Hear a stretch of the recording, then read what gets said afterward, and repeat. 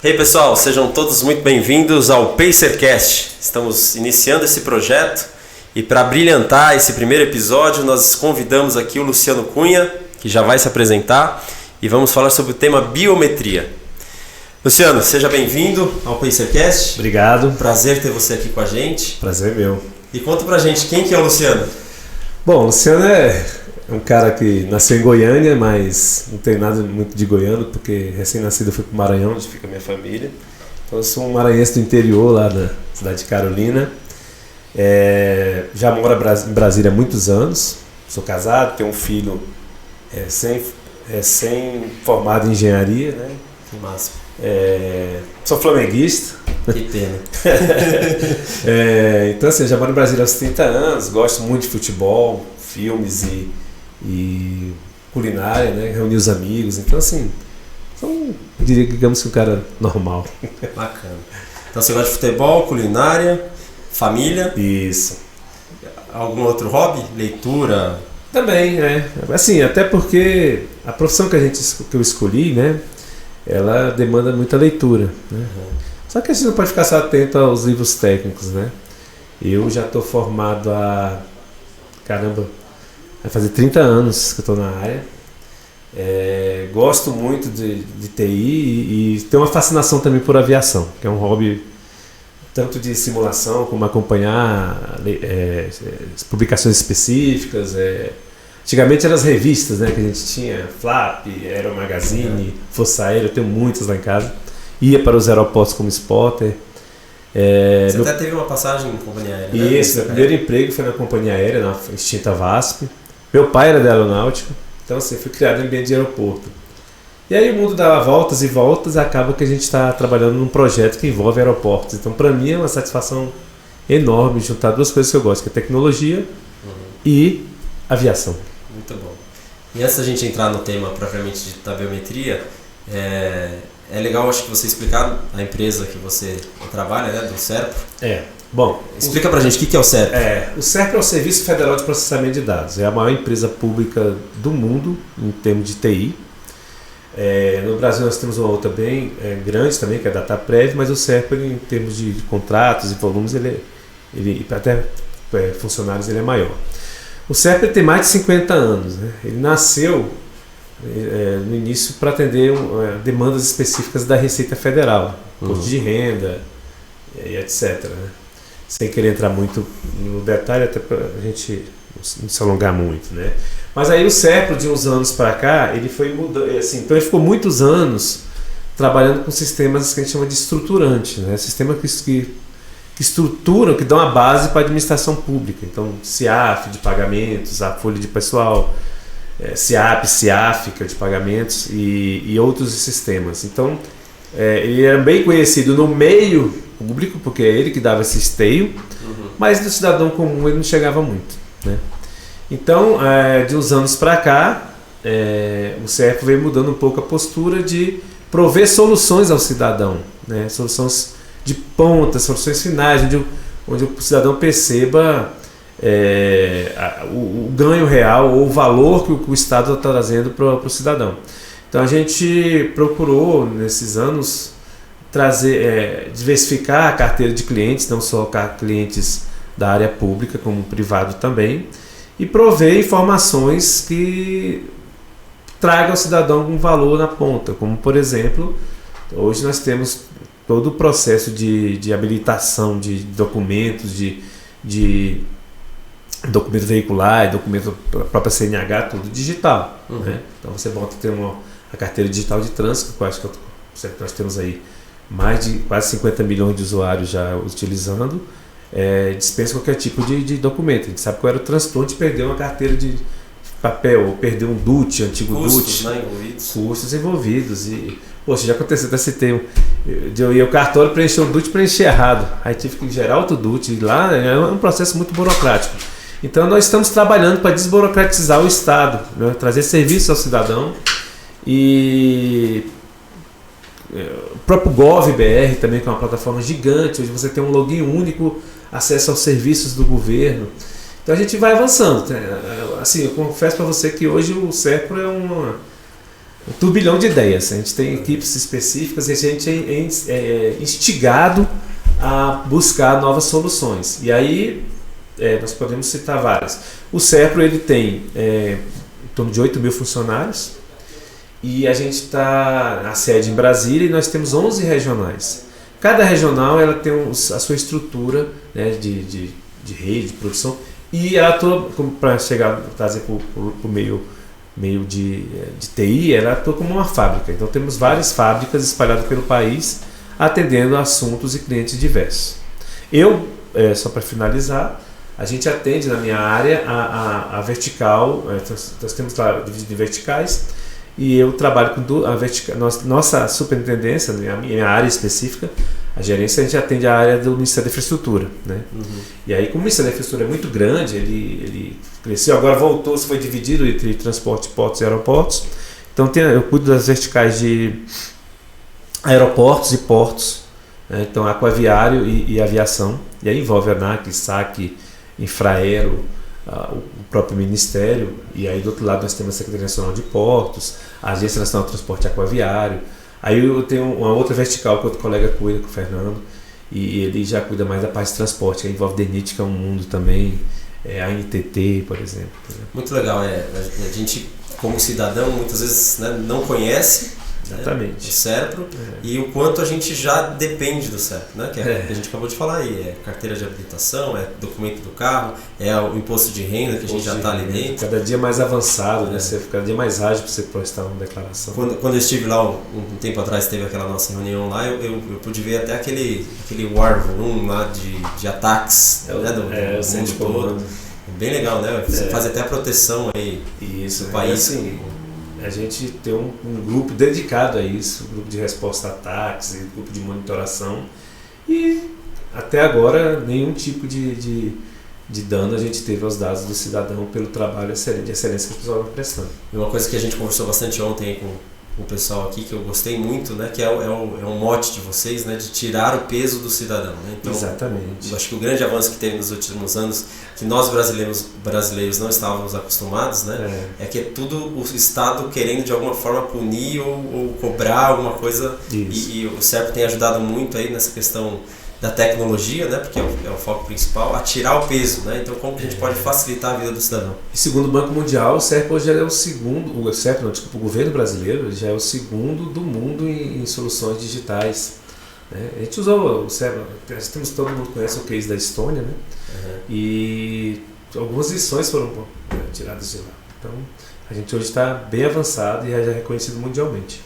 Muito bom. Aí entrando mais então no assunto nosso aqui, que é a biometria, esse projeto aí surgiu aí há alguns anos atrás e você desde o início estava envolvido. Conta pra gente aí como é que surgiu, onde você estava aqui, né? Você caiu na tua mesa esse negócio? Não, no final de 2018, mais ou menos no segundo semestre de 2018, o governo tinha um problema muito sério, né, com as auditorias aí da ICAO, que ela indicava muitas falhas de segurança, né, principalmente nos voos domésticos. O internacional já tem uma camada um pouco maior. Só que o doméstico no Brasil, ele representa, dados de 2019, pré-pandemia, 95 milhões de passageiros, né? O internacional até 25, por aí. Então sabe que esse grande volume, o volume doméstico é imenso e a segurança era muito falha. Então, por exemplo, se o passageiro, uma pessoa falsificar um documento, ela poderia embarcar facilmente no aeroporto doméstico, porque o funcionário da companhia, ele vai olhar a foto, está igual, os dados, ele não consegue, não tem nem treinamento para identificar se um documento é falso, né? Ele está cumprindo a função dele de verificar se o passageiro está inscrito no voo, se o documento, o rosto está igual, o nome. E a pressão que ele recebe ali de colocar o voo no horário, pontualidade, 180 passageiros e uma pessoa cuidar de 180 é algo... É bem rápido. Então, assim, nós tínhamos essa situação, né?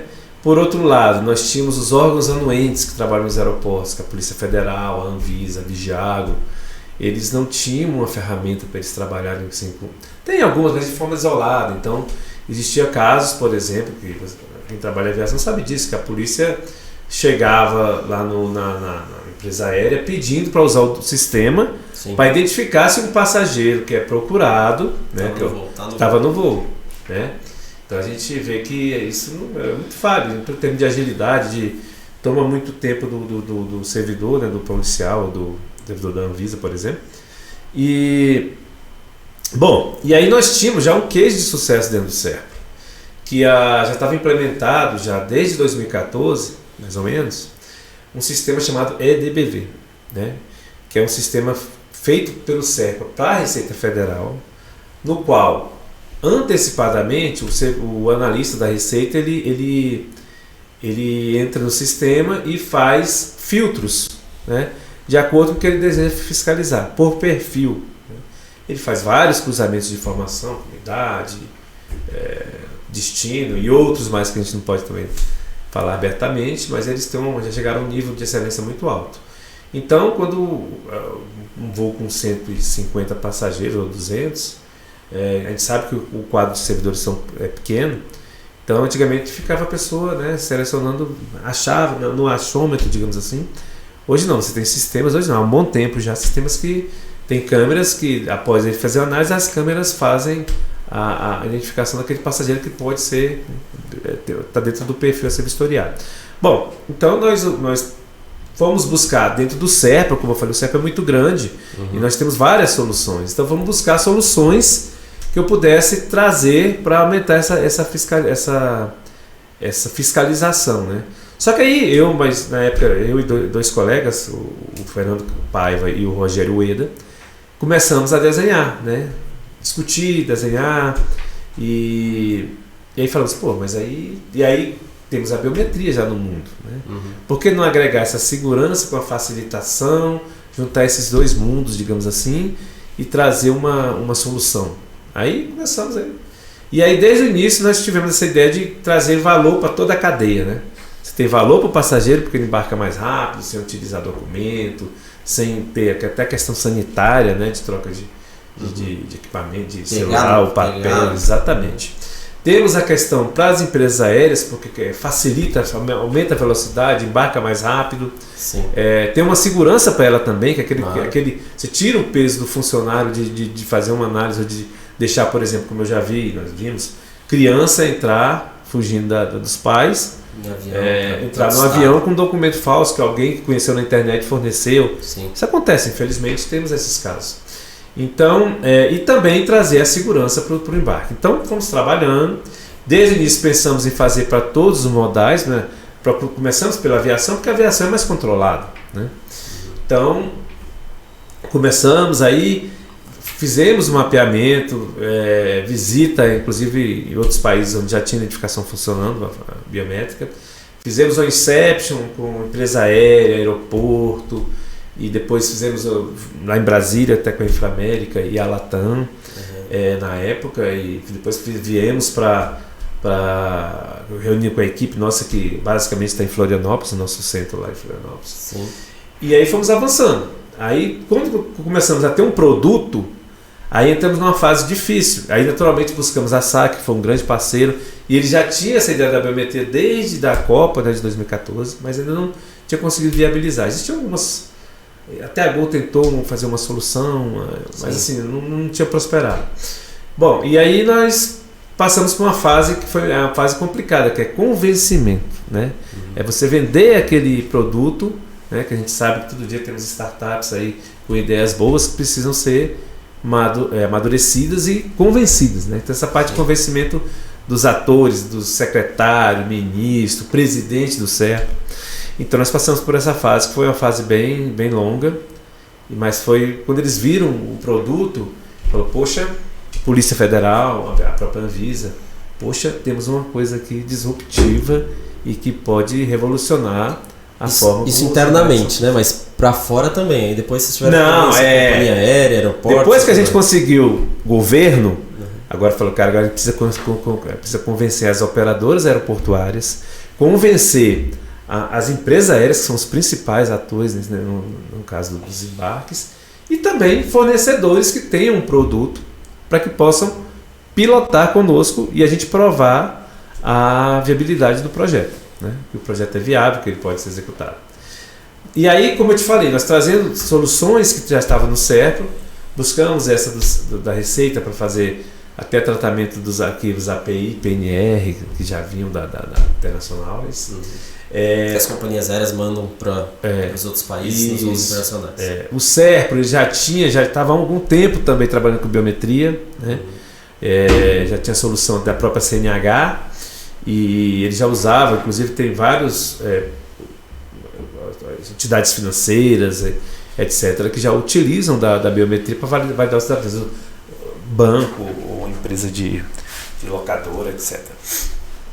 E aí também tínhamos a questão do QR Code View, que é um produto também que pode ser utilizado no projeto. Então fomos trabalhando essas soluções, nós pegamos e fomos as conectando, né? O que eu posso aproveitar que já está pronto, está testado, está maduro. Então a gente começou a fazer essas acoplagens, naturalmente tivemos que fazer coisas novas também para chegar no ponto que nós queríamos, mas nós tivemos assim o cuidado e a satisfação de já ter produtos maduros para poder incorporar na solução. Sim. E aí fomos evoluindo. Aí, quando foi em abril de 2020, nós estávamos prontos, só que teve um detalhezinho que aconteceu na nossa sociedade chamado pandemia. No mundo. No mundo, na sociedade mundial. E aí tivemos que parar, continuamos trabalhando da forma que dava, né, em home office, afastado, né. Mas aí a gente conseguiu, em outubro de 2020, iniciar o primeiro piloto no aeroporto de Florianópolis. E aí começamos, na época a gente trabalhava com a base da CNH, que são 67 milhões de cidadãos, e ainda era o que a gente chama de 1 para 1, né? Então o passageiro tinha que mostrar o cartão no equipamento para ler o QR Code do cartão de embarque, ou barcode, e tirar a foto. Né? Essa é interessante que mundialmente as pessoas falam assim, a biometria tem no mundo inteiro, mas a grande maioria, né, pelo menos que eu conheço, é 1 para 1, né? Você coloca o teu passaporte ali, o teu rosto, exatamente. Tem reconhecimento. Então é o meu passaporte com o meu rosto. Então, se seu passaporte for bem falso, o sistema vai começar vai assumir que ele é verdadeiro, entendeu? Se ele for bem feita a falsificação. Sim. E ainda tem um detalhe, a diferença muito importante para o Brasil, que até outros países que a gente já apresentou a solução, que nós temos uma base centralizada, uma base bem grande. Então esses outros aeroportos você tem que se declarar, né? Você precisa apresentar o documento. Sim. Aqui não precisa. Então evoluímos, depois nós fomos para o aeroporto de Salvador, em dezembro, 2 meses depois. E no aeroporto de Salvador já trouxemos mais uma novidade. Nós agregamos outra base, que foi a do TSE, dos eleitores, que são 120 milhões. E aí depois fomos para o Rio, né? Santos Dumont. E aí já evoluímos para o 1 para N, que nós chamamos. Ou seja, dispensamos o cartão de embarque. E aí a Pacer estava nessa? Já estava nessa.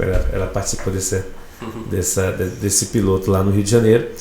E aí nós tivemos sucesso, verificamos que era viável, não precisava mas podíamos dispensar. E aí com a pandemia, quer dizer, foi mais um fator de diferenciação do projeto, de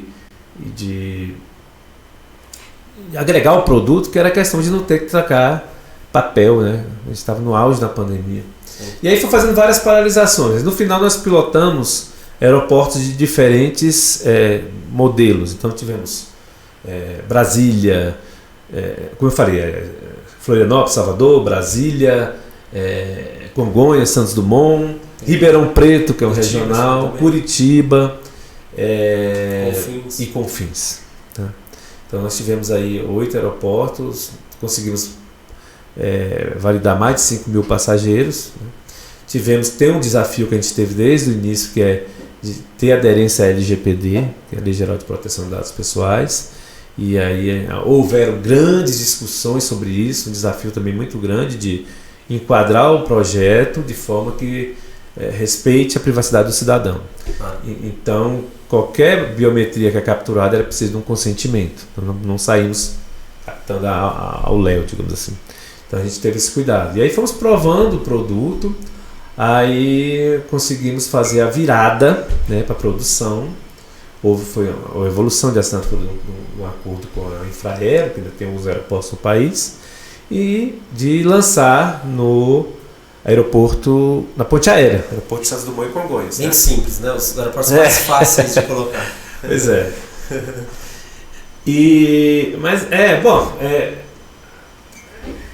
Quando a gente trabalha com projeto, eu já tive os dois casos, né? Que às vezes o cara fala assim, não, vamos começar bem pequenininho e vamos expandindo.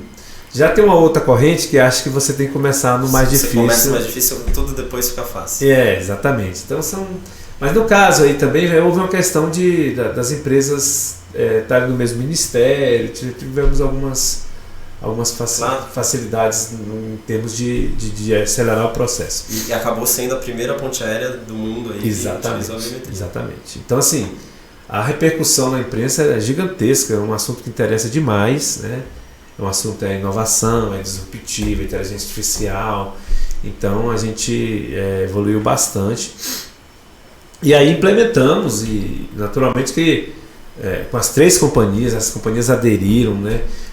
Colocaram a biometria nos seus canais de validação dos passageiros, e aí a gente consegue hoje embarcar biometricamente os passageiros. Então a pessoa de casa faz sua inscrição biométrica ou no seu trabalho, no carro, está indo no ônibus, está indo para o aeroporto.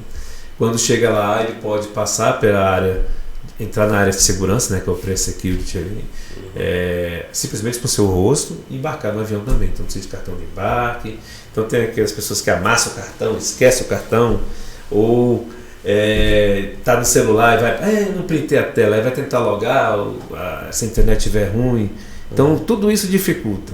Então a gente viu ganhos, por exemplo, no próprio piloto a gente mediu que em 1 minuto, em média, no sistema tradicional embarca 11 passageiros, valida 11 passageiros.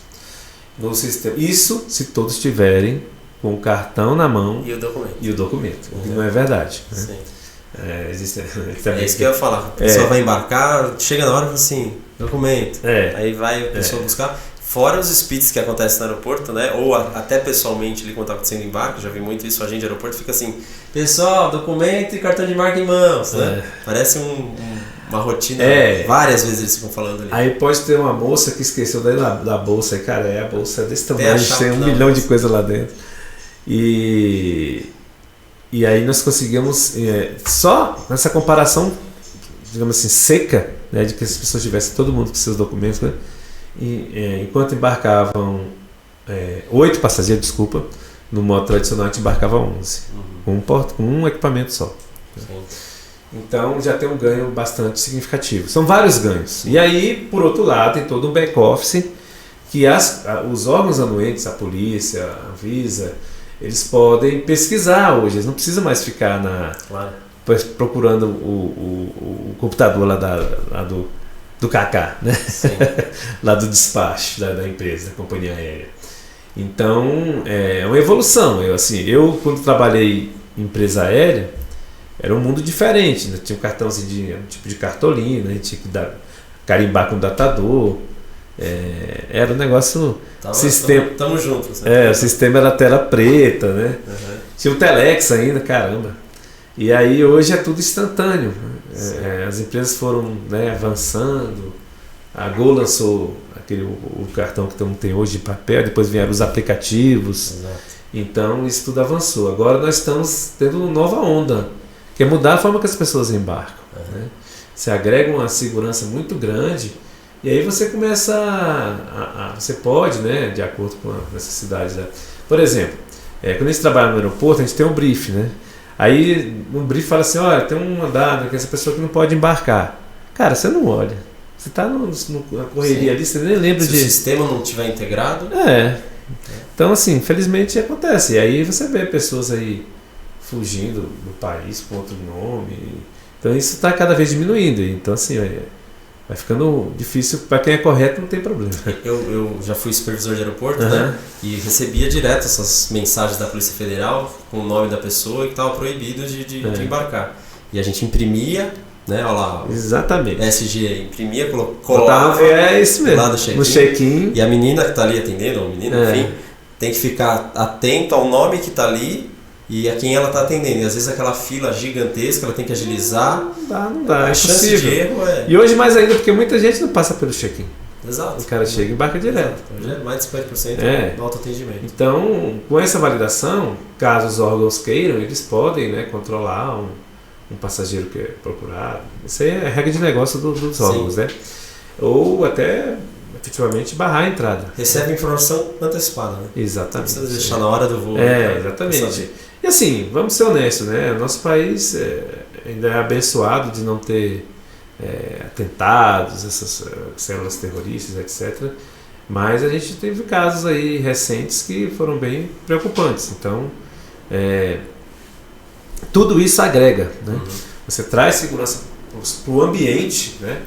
E aí, assim, a gente sabe que a biometria, a gente está falando de aeroportos, mas ela pode ir para outros modais, né? Portos, rodoviárias, órgãos de áreas públicas ou órgãos públicos, áreas, eventos, né? A gente pode avançar bastante. Acho assim, eu pessoalmente acho que é um caminho sem volta, né? Você vai avançando, naturalmente, como eu falei, respeitando a privacidade do cidadão, né? Você tem que ter todo um cuidado. Mas assim, é um caminho que nós estamos avançando. E aí já tem até na minha academia tem, no meu condomínio, né? Então isso tem avançado bastante. A gente também tem uma solução agora que está prestes a ser implementada, que é a validação dos tripulantes, quando eles têm acesso à área segura. Né? Naturalmente é um projeto trabalhando junto com a ANAC. E aí, assim, o projeto é uma escada. Aí vamos trazer, evoluir... Sem volta, né? Vamos evoluir para outros aeroportos, evoluir para os internacionais, trazer novas bases, inclusive de estrangeiros, tratar a questão das crianças que hoje não participam do projeto, mas temos que trabalhar como é que vamos fazer isso, até respeitando naturalmente a LGPD. Então nós procuramos ir avançando, né? Onde é que é o meu problema maior? Aí eu parei, se eu valido o cidadão. Então assim, no projeto hoje a gente já tem muito passageiro recorrente, pessoas que estão fazendo várias vezes. Quem usa gosta.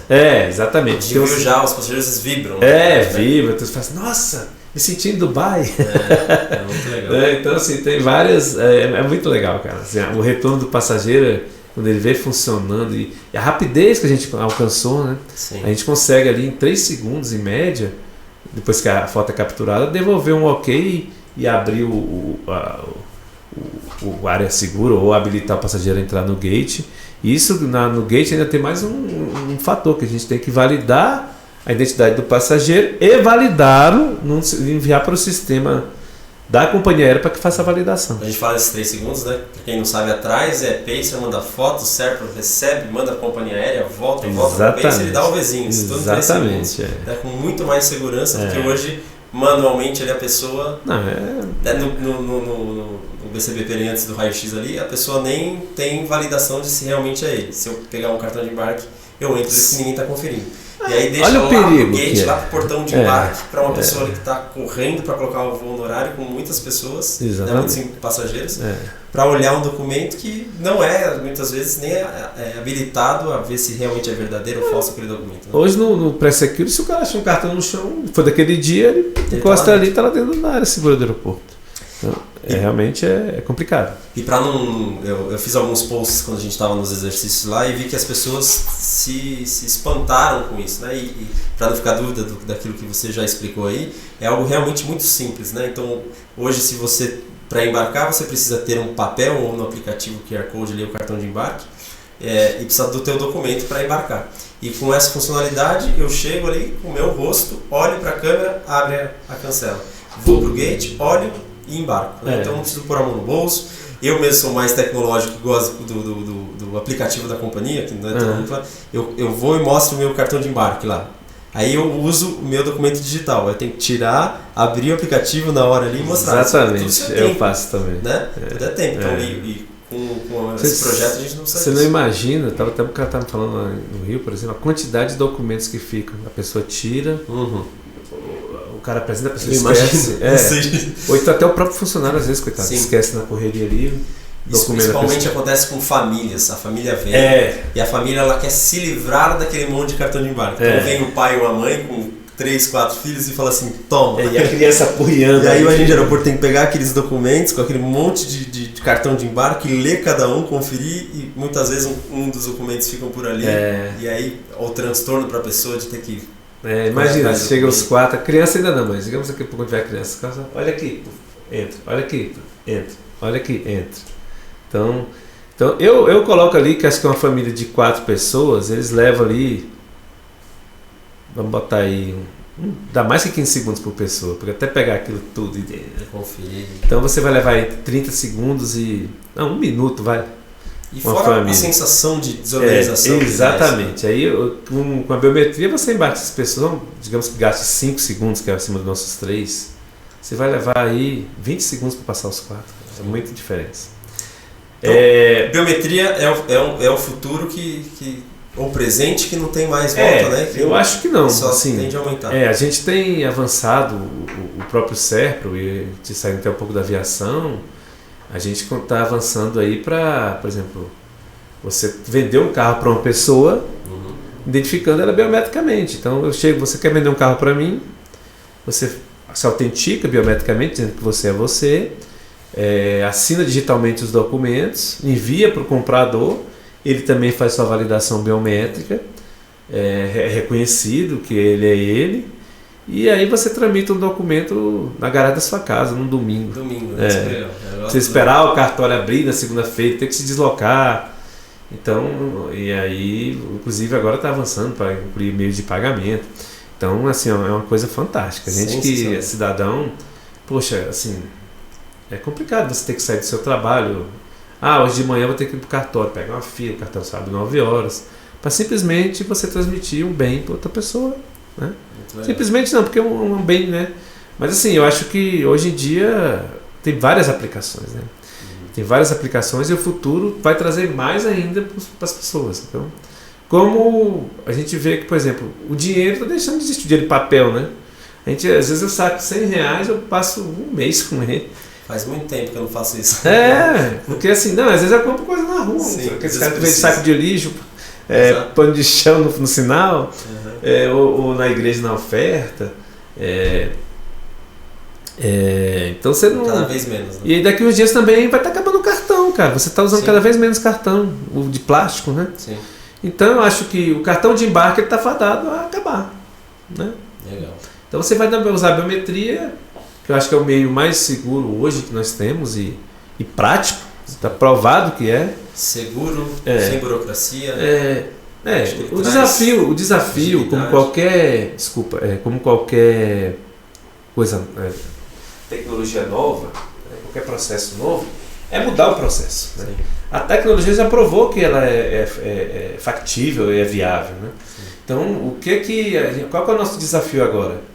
É que as pessoas, os passageiros, né? Voltando para a biometria de aviação, os passageiros e as pessoas que trabalham na ponta, eles consigam saber como utilizar, né? Assim, a primeira vez, depois que o cara faz a primeira, não precisa mais disso. Só que tem que ter esse trabalho inicial de orientação. Como teve quando instalaram as catracas, que você tem que botar lá o cartão, né, para entrar. Antes não, ficava um cara, então alguns aeroportos são assim. Fica um cara lá com um leitor bipando, então você chega e entrega o cartão. Agora não tem mais, então você chega e fala, tem pessoas que olham assim, agora, o que eu faço? Mas aprende rapidinho. Sim, uma vez só já. Exatamente, a biometria é mais simples ainda. Sim. Porque a gente sabe que, por exemplo, esses impressos, o leitor às vezes tem dificuldade para a pessoa ler, então fica lutando lá para o leitor ler. Então, assim, que o passageiro entenda o processo, que se ele fez, ele vai gostar, vai fazer de novo e vai só aumentando a base de pessoas que utilizam. E aí, do outro lado, a companhia vai adequar seus processos e os funcionários, né, para que eles possam saber utilizar. E, naturalmente, todo o processo é melhoria contínua, ele vai dando os feedbacks dele. A gente tem... nem todos os aeroportos são iguais. Sim. Tem aeroporto que tem mais dificuldade de implantação por questão de rede, ou de infraestrutura, ou iluminação.